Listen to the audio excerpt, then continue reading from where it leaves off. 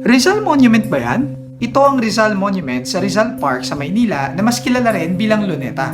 So, ano to? Rizal Monument din yan sa Luneta noong 1961. Pero bakit nga ba magkaiba ang itsura nila? Noong 1961 kasi, nilagyan ng steel pylon ng obelisk ng monumento ni Dr. Jose Rizal sa Luneta. Bahagi ito ng plano ni national artist Juan Nakpil na i-modernize ang Luneta Park para sa birth centennial ng pambansang bayani. Pero umani ng kritisismo sa publiko ang kinabit na pylon. Hindi raw kasi proportion sa sukat ng mismong monumento ni Rizal ang steel pylon na inilagay. Kaya naman kalaunan, tinanggal din ito at ni-recycle para gawing marker sa boundary ng Parañaque at Pasay along Ross Boulevard noong 1966.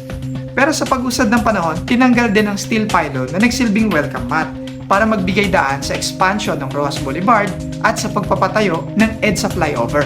Sinasabi na huli itong namataan noong 1995 at wala nang makapagsabi kung nasaan na ito ngayon. Ano masasabi niyo sa kwentong to? Comment down below kung inabutan niyo ang steel pylon na to sa Ross Boulevard. At kung gusto niyo ng ganitong mga kwento, follow for more dahil marami pa tayong dapat pag-usapan.